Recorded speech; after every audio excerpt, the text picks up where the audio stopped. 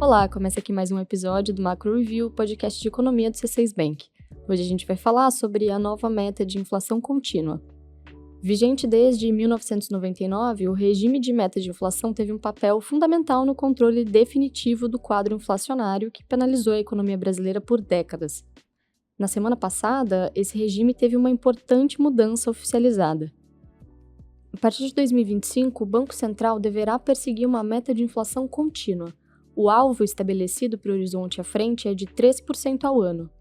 Nessa edição, a gente vai entender se essa meta é realmente adequada para o Brasil e se o novo regime de metas pode contribuir para a queda de juros no futuro.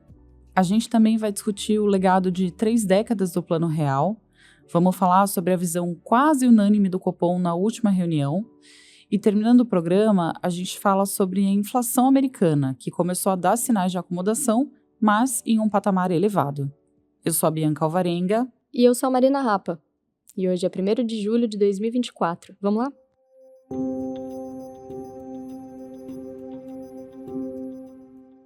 Há quase um ano, o ministro da Fazenda, Fernando Haddad, tinha adiantado que o sistema de metas de inflação brasileiro passaria por uma alteração. A oficialização dessa mudança veio na semana passada. O governo estabeleceu, por meio de um decreto, o regime de meta contínua de inflação. A partir de 2025, o cumprimento da meta não vai estar atrelado a um recorte de tempo específico. Hoje, para saber se cumpriu ou não a meta de inflação, o Banco Central precisa olhar para a inflação dos 12 meses terminados em dezembro. Com o novo regime, isso deixa de acontecer, ou seja, a busca pela meta vai ter que ser constante. Mas alguns pontos seguem como antes. A meta e o intervalo de tolerância continuarão a ser definidos pelo Conselho Monetário Nacional, o CMN, que é um colegiado formado pelos ministros da Fazenda e do Planejamento e pelo presidente do Banco Central. Em reunião realizada no mesmo dia da publicação do decreto, o CMN definiu a meta contínua em 3%, com tolerância de 1,5 percentual para mais ou para menos. E aqui o decreto estabeleceu uma condição relevante. Eventuais mudanças na meta só vão começar a valer após 36 meses. Na prática, o Conselho vai ter poder de mudar a meta apenas em um horizonte de 3 anos à frente. Com isso, a gente ganha mais previsibilidade sobre o comportamento esperado da inflação no longo prazo e, principalmente, sobre o nível da Selic que deverá ser praticada para que essa meta seja cumprida. A incerteza sobre eventuais mudanças ao longo do caminho foi reduzida, o que é uma ótima notícia. Lembrando que não é raro que a meta de inflação seja colocada em discussão no meio econômico e político. O debate sobre estarmos perseguindo um alvo muito exigente ou muito permissivo, ele é frequente e pode, dentre outras coisas, influenciar as próprias expectativas de inflação. Na nossa visão, o alvo de 3% ele é adequado porque vários países emergentes possuem uma meta nesse mesmo patamar. A Cláudia Moreno vai até falar um pouco mais disso daqui a pouquinho. De qualquer forma, a convergência dos preços ela deve ser buscada aos poucos, tendo em vista evitar custos desnecessários em termos de emprego e de crescimento da economia. Mas existe um desafio à frente. Segundo o Boletim Focus, que é elaborado com base na visão das principais instituições financeiras do país, o Focus mostra que as projeções de inflação para 2024, 2025 e 2026 estão em 4%, 3,9% e 3,6%, respectivamente. Ou seja, a previsão é que a inflação fique acima do centro da meta de inflação nos próximos anos, ainda que dentro do intervalo de tolerância. Vale lembrar que essas projeções têm piorado nos últimos tempos, como a gente falou aqui no episódio 112. Caso o intervalo de tolerância não seja cumprido, vai caber ao Banco Central enviar uma carta e um relatório para o ministro da Fazenda, elencando as razões para a inflação estar fora da meta, quais medidas serão adotadas para retomar o controle dos preços e em qual prazo essas medidas vão ter efeito. De acordo com o decreto publicado na semana passada, a meta vai ser considerada descumprida caso a inflação acumulada em 12 meses fique fora do intervalo estabelecido durante 6 meses consecutivos. Na nossa visão, o regime contínuo tem vantagens, porque permite que o Banco Central leve a inflação para a meta de forma gradual, evitando mudanças bruscas na taxa de juros e na atividade econômica. Por outro lado, o bom funcionamento da meta contínua exige credibilidade da política monetária, pois prazos mais longos para trazer a inflação ao alvo exigem o voto de confiança numa promessa que é relativamente distante, não é? No longo prazo, a maior previsibilidade em relação à meta de inflação pode contribuir para a estabilidade dos preços e aí, em última instância, pode contribuir para a permanência da Selic em um patamar inferior ao que o Brasil está habituado. Ou seja, pensando nesse aspecto, a gente acredita que faz sentido o Brasil correr atrás de uma inflação de 3%. A Cláudia Moreno, responsável pela cobertura de Brasil aqui no C6 Bank, explica por que, na nossa visão, esse parece ser um patamar adequado para a meta contínua e ela mostra como outros países emergentes também têm buscado esse mesmo nível de inflação. Vamos ouvi-la.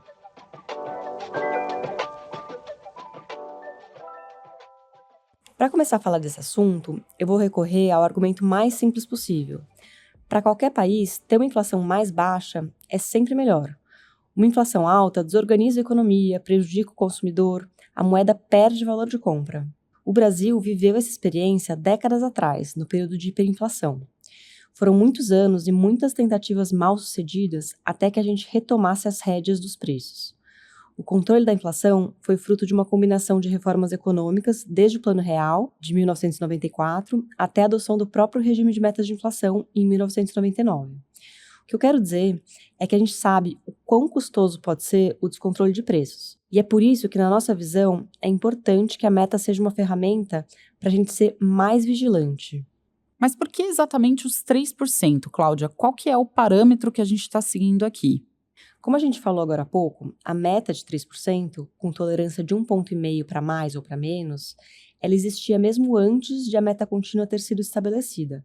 Os 3% como meta vale inclusive para esse ano, para 2024, quando o regime de meta de inflação ainda vai seguir a regra do ano calendário. É possível que esse patamar de 3% tenha sido estabelecido com base na regra que é adotada por países parecidos com o Brasil. Por exemplo, 3% é a meta de inflação buscada no Chile, Colômbia e México, países que são emergentes como nós. No caso do Peru, a meta é ainda mais baixa, é de 2%. O Chile é um caso que vale a pena observar, porque eles não só têm uma meta de inflação de 3%, como também adotam o regime contínuo.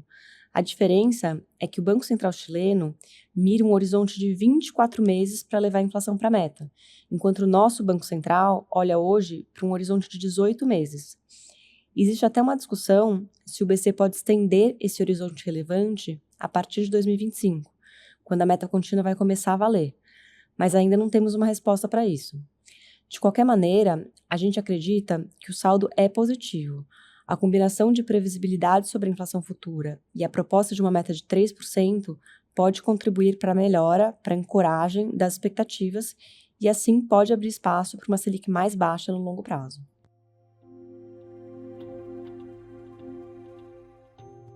E agora a gente vai falar sobre o Plano Real, que começou a valer há 30 anos. O conjunto de medidas colocou fim a um penoso período de hiperinflação no Brasil, uma época em que a correção de preços chegou a superar os 100% ao mês.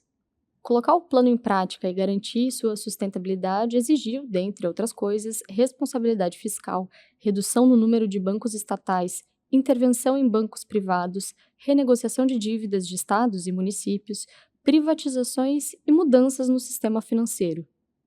Mas o esforço se pagou. A preocupação com a inflação elevada, que consumia o dia a dia das pessoas e das empresas, essa preocupação deu lugar a outras possibilidades. O Estado pôde focar em reformas econômicas e o setor privado dedicou esforços para investir e crescer. A diminuição da pobreza também foi significativa, já que a inflação é sentida de forma mais direta pelas famílias de menor renda. Segundo dados do Instituto de Pesquisa Econômica Aplicada, o IPEA, esses dados mostram que a proporção de domicílios pobres no Brasil caiu 20% só entre 1993 e 1995, nos primeiros anos após o início do real. Passados 30 anos e superado o descontrole inflacionário, o Brasil vive agora outros desafios. E os mais urgentes estão relacionados ao aumento da produtividade, como a gente costuma falar por aqui. Nesse cenário, se torna ainda mais relevante discutir reformas capazes de simplificar e modernizar a economia, como a regulamentação da reforma tributária, a abertura comercial, a melhora da qualidade da educação, do ambiente de negócios e da infraestrutura do país. Na nossa visão, esses são os principais requisitos para garantir um crescimento mais sólido no futuro.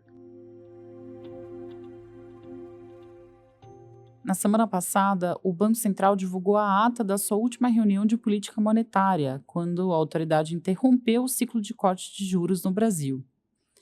A decisão foi unânime e a ata reforçou que houve sim um consenso no Comitê de Política Monetária, com exceção de um trecho.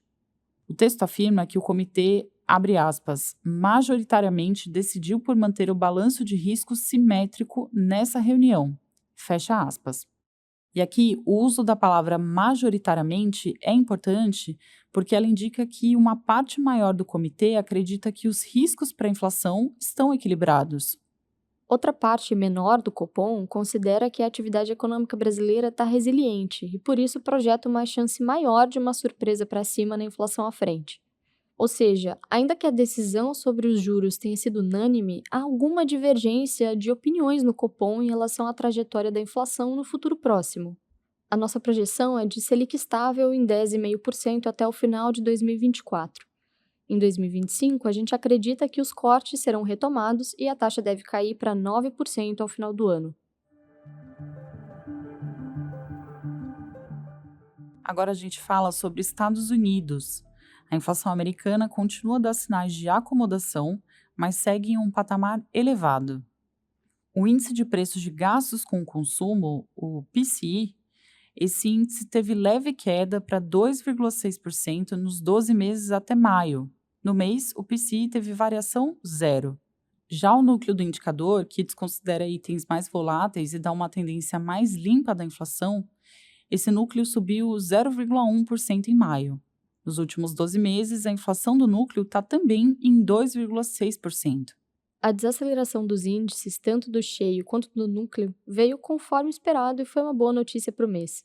Por outro lado, os indicadores continuam mostrando o alto dos preços de serviços, um segmento que é mais dependente da mão de obra e mais sensível ao aumento de salários. Na nossa visão, a inflação americana tem dado sinais de estabilização em um patamar elevado, ainda acima da meta de 2%.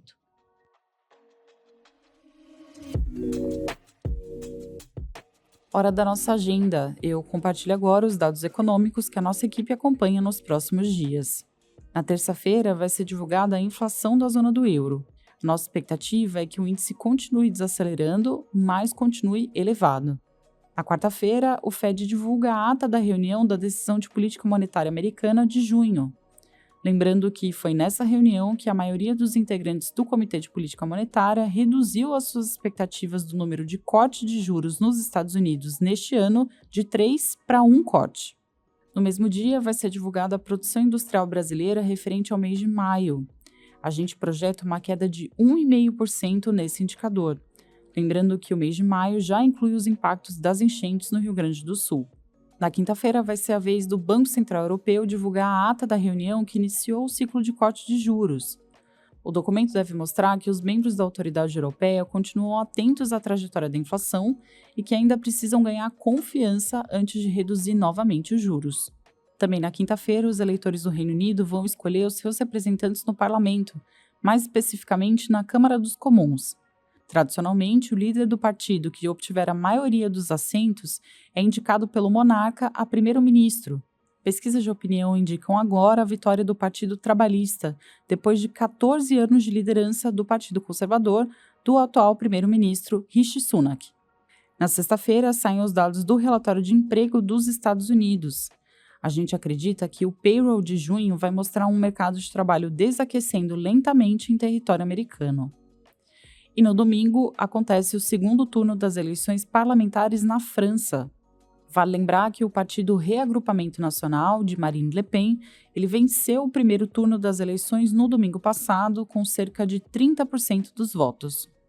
Bom, é isso, chegamos ao fim do episódio. Muito obrigada a você que nos acompanhou até aqui. Se você está ouvindo esse episódio e quer compartilhar com a gente o que achou, é só escrever na nossa caixa de perguntas, que fica logo abaixo da descrição do episódio no Spotify ou ali no campo de comentários do YouTube. Quem faz parte da equipe econômica do C6 Bank são o Felipe Salles, a Cláudia Moreno, a Cláudia Rodrigues, o Eliezer Jacob e o Felipe Mack. A produção e o roteiro são desse time todo, junto com a Bianca Varenga e Marina Rapa. A edição de som é da Thaís Andréa. A divulgação nas redes sociais fica com a Ana Vischer. Lembrando que você pode seguir o Macro Review na sua plataforma favorita de podcasts. Assim, quando a gente publicar um novo episódio, você vai ser notificado. É bom para quem quer ficar por dentro da economia e para quem quer conhecer uma visão original dos fatos econômicos. Uma boa semana para você e até a próxima!